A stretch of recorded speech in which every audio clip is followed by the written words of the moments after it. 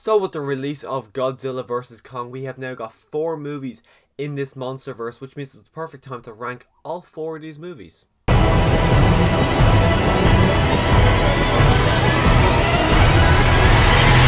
So my name's O'Shane and I enjoy movies, obviously. But if you want to see more content from me in the future, make sure you click that subscribe button so you can see more rankings, reviews, unboxing, all that kind of stuff is on this channel. So click that subscribe button if you want to see more content like this in the future. Also, remember, this is my own personal ranking. Your ranking is probably vastly different than mine, so make sure you let me know your ranking in the comments section down below. But with all that said, let's go on to number 4, which is obviously my least favorite in this franchise.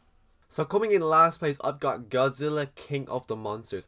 I actually kind of find this one to be lower than the rest of them. On Letterboxd, I gave it 2 stars out of 5, where the rest of them I gave 4 stars and above in this franchise. So I kind of have a much lesser opinion of this movie than I do with the other ones. One of the main reasons for that is the human characters. We spend, I'd say, 75-80% of our time in this movie with the human characters, just discussing what's going to happen, and they don't say it in any interesting way whatsoever. I think they're all extremely dull human characters. I don't remember any of them. I just remember, okay, that's Millie Bobby Brown, or that's Kyle Chandler. Other than that, I don't remember the characters at all. As well, our main villain in this movie is a human. So when your main villain of the movie is a human going up against these big massive monsters, it's really not interesting. As well, they had a weird idea in this movie to have the villain have a redeeming, kind of try and redeem the character towards the end, which doesn't really work when you see what the villain goes up against throughout this movie. Seeing what she's done and then they try to redeem her doesn't really work.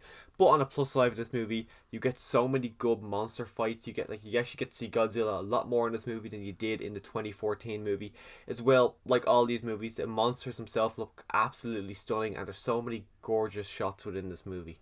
And coming in third place, I've got Godzilla 2014. I was kind of forced to go see this in cinema.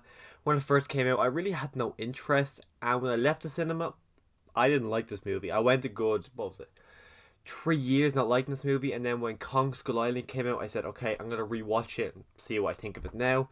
And I actually loved it when I saw it in that time. I still think it has problems where I don't think we get enough Godzilla. For a movie that's called Godzilla, we barely get Godzilla. I love the mystery in the first half an hour, 40 minutes of what is going on here. Everything with Bryan Cranston at the start of the movie, I think, is honestly fantastic. Just like what I said with King of the Monsters, this movie has got some gorgeous shots throughout this movie.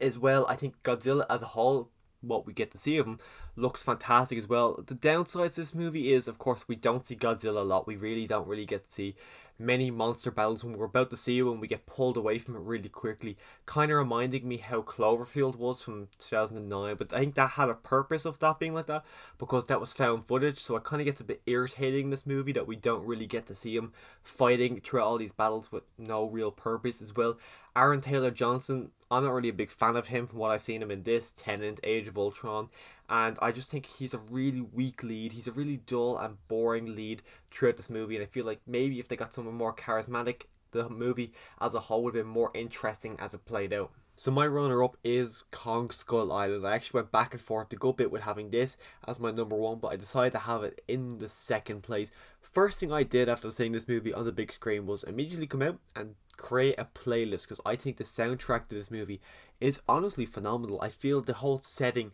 of the 70s era is just, it's insane. I love the feeling of this movie. I love the characters, not because they're the characters. I love the characters because of the actors who were playing them. I think they all played them really well. Of course, John C. Reilly is a standout. I think his character is probably the most fleshed out of all the characters, and he's the only one who I actually enjoy for the character rather than the actor portraying it. As well, Kong is absolutely fantastic. This, up until last week, this movie had my favourite fight scenes in the entirety of this franchise. I love the big final climactic battle. I love Skull Island as a setting. I just think this is a fantastic movie. I think there's so many gorgeous shots. Like, I even in my review I said there was so many shots that I would love to print out in a frame, because there's so many gorgeous stills throughout this movie. I'm going to have to upgrade my Blu-ray to 4K, because this is a movie I feel like just demands to be watched in 4K.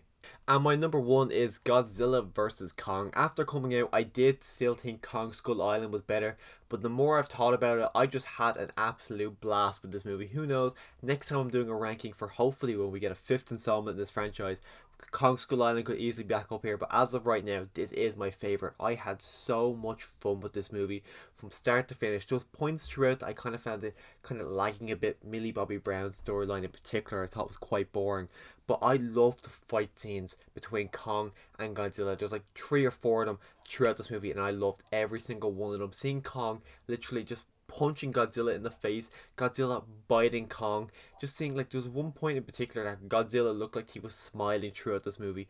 I just had so much fun with this movie. I can't wait for it to come out in 4K.